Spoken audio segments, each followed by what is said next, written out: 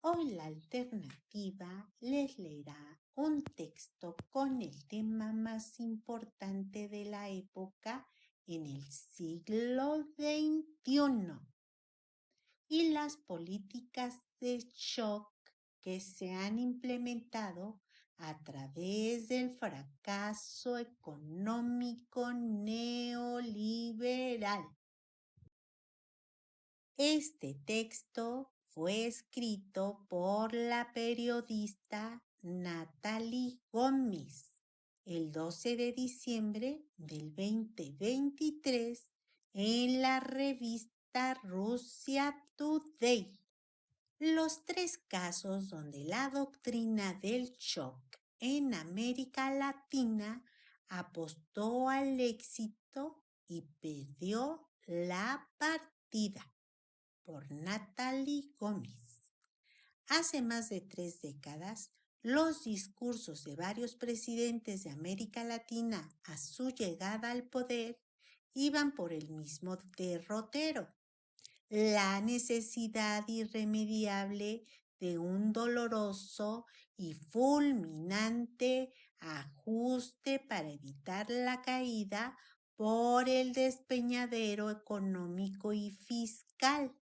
Sin embargo, la historia demostró que esas maniobras neoliberales solo aceleraron el descenso al abismo de la violencia y la pobreza. Hoy, 30 años después, el recién posesionado mandatario argentino Javier Milei, en líneas generales, ha dicho lo mismo en su primer mensaje como presidente en el cargo. Expresó que no habrá paños calientes y que el dolor será preferible a la sensiblera del progresismo. Milei planteó atravesar una senda de oscuridad para los argentinos que, en sus palabras, conducirá a esa nación a una situación que comenzará a mejorar hasta llegar a ver la luz al final del camino. Sin alternativa, el fundador de La Libertad Avanza manifestó que no hay alternativa posible al ajuste y que no hay lugar a la discusión entre shock y gradualismo, porque considera que desde el punto de vista empírico, todos los programas gradualistas terminaron mal, mientras que todos los de shock, salvo el de 1959, durante el gobierno desarrollista de Arturo Frondizi, fueron exitosos. La conclusión es que no hay alternativa al ajuste y no hay alternativa al shock. Lo que advirtió tendrá un impacto negativo. Además, pronosticó una estanflación como el último mal trago para comenzar la reconstrucción de Argentina. ¿Qué es la terapia de shock? El término de terapia de shock es atribuido al economista estadounidense Jeffrey Sachs, arquitecto del plan para acabar con la hiperinflación en Bolivia en 1985.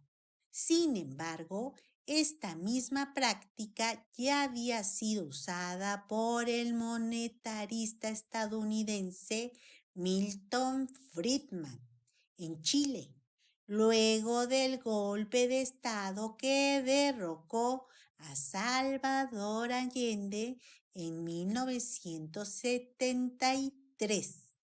Según Friedman, solo una crisis real o percibida da lugar a un cambio verdadero. ¿A quién me recuerda? Y cuando esto ocurre, Las acciones deben tomarse rápidamente, de golpe y de forma irreversible para provocar reacciones psicológicas que facilitarían el proceso de ajuste. Recoge la periodista canadiense Naomi Klein en su libro La doctrina de shock. En ese trabajo, publicado en 2007, Klein se refiere a varios casos en el mundo y en la región, entre los que se encuentran Argentina, Bolivia y Chile, de gobiernos que pretendieron frenar la hiperinflación con la aplicación de las medidas duras y drásticas correctas. Veamos el caso chileno. Entre los llamados casos modélicos de la aplicación de la terapia de choque en América Latina se encuentra el de Chile. En el país suramericano se mezcló el impacto que había generado el violento golpe de estado de Pinochet con el trauma causado por la hiperinflación aguda, escribe Klein. Por ello, Friedman le aconsejó al dictador que impusiera un paquete de medidas rápidas que incluían reducción de impuestos, libre mercado, privatización de los servicios, recortes del gasto social y liberalización y desregulación. Pinochet, afirma Klein, hizo sus propios tratamientos de shock, llevados a cabo por las múltiples unidades de tortura del régimen, lo que fue el caldo de cultivo de la vulnerabilidad psicológica de la población. Las consecuencias exitosas. Ya el presidente brasileño Jair Bolsonaro había catalogado de exitosas las prácticas económicas de Pinochet, lo que ha sido denegado por varios analistas, entre los que se encuentra el economista chileno Ricardo Freixas Davis y la Universidad de Chile. En su opinión, las reformas económicas neoliberales del militar tienen un balance netamente negativo, que estuvo acompañado de dos graves recesiones, baja inversión productiva y alta inversión especulativa. Esto profundizó la desigualdad, el exceso de importaciones, la desindustrialización, el deterioro de la educación y de la inversión pública en salud y causó un elevado desempleo. La situación en Argentina. Klein describe el caso argentino como paradigmático y recuerda que en 1983, tras la disolución de la Junta Militar, fue electo como presidente Raúl Alfonsín, quien tenía como amenaza la llamada bomba de la deuda, cuya mecha se encendió en los años de la dictadura producto de los elevados gastos que conllevaba el mantenimiento de un régimen represivo y torturador, muy parecido a la militarización. Esta alarmante situación económica que recibió no hizo más que empeorar durante los sucesivos años de su administración, en los que la deuda y el estancamiento iban de la mano. Así, a su llegada a la Casa Rosada en 1989, Carlos Saúl Menem, de 1989 a 1999, prometió una cirugía mayor sin anestesia, con el neoliberalismo sosteniendo el bisturí.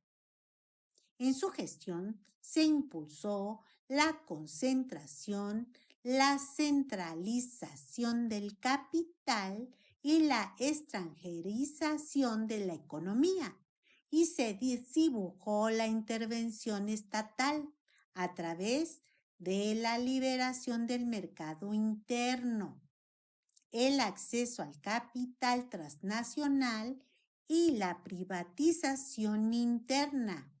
Destaca el trimestre económico publicado por el Fondo de Cultura Económica, FCE.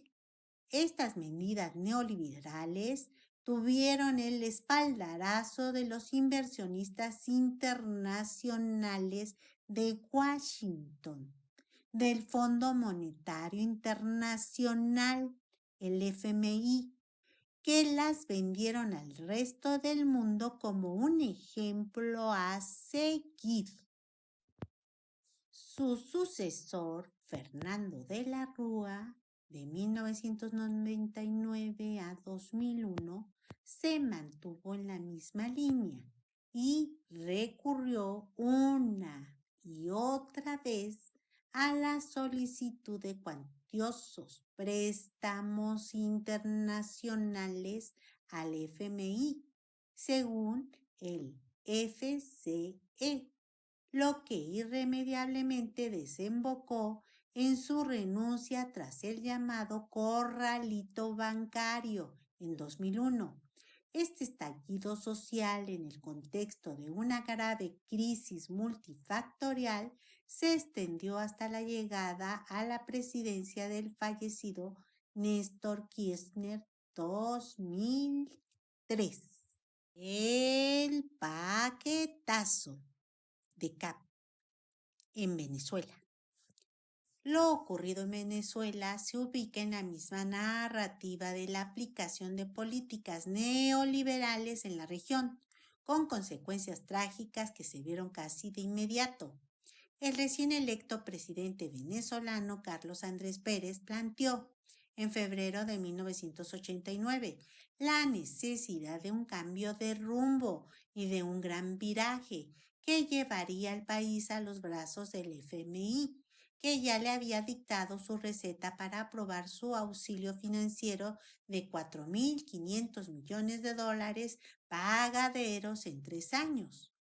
No habrá vacilaciones ni titubeos en el camino que impone la construcción de la Venezuela moderna, dijo Cap, como era conocido el fallecido exmandatario al anunciar el llamado paquetazo, que al final, igual que en los otros países, incluía privatizaciones, liberación de precios y de tasas de interés, incremento del costo de los servicios públicos y del transporte público, la promesa de un aumento de la gasolina para el 26 de febrero de 1989 desató un día antes del Caracazo para buscar oxígeno en medio de la asfixia económica, cuya represión por parte de los cuerpos de seguridad del Estado dejó por lo menos 3.000 muertos. A pesar de la resistencia popular, el acuerdo con el FMI se firmó el 1 de marzo y las manifestaciones se extendieron hasta el 8 de ese mes. Si bien ese inédito movimiento popular espontáneo no hizo que Cap dejara la presidencia en ese momento, ha sido como calificado el punto de inflexión para su salida en los años 90 y para el nacimiento del chavismo. Shock a la peruana, el plan de Milei para avivar la economía argentina sin mayoría parlamentaria. Estas experiencias en América Latina también se vieron replicadas en países como Perú, donde Alberto Fujimori de 1990 a 2000, quien a pesar de su minoría parlamentaria, optó también por acabar con los subsidios, liberalizar los precios y privatizar empresas. Ahora, 30 años después del auge neoliberal en la región y de las terapias de shock, a través de golpes dolorosos que tuvieron contundentes respuestas de la población, el nuevo presidente argentino pone sobre la mesa el déjà vu de una solución que se considera exitosa a pesar de lo que arroja la historia. Mexicanos, pónganse abusados. En México hemos vivido el shock de la violencia, los asesinatos, las desapariciones, los desplazamientos forzados, los infanticidios, los feminicidios y toda clase de violencias que nos mantienen en estado de vulnerabilidad emocional, psicológica y económica. Doparse con las ayudas es renunciar a la libertad económica y ciudadana que merece cualquier país democrático. Los invito a unirse a la alternativa, a unirse al amor por la vida, la alternativa.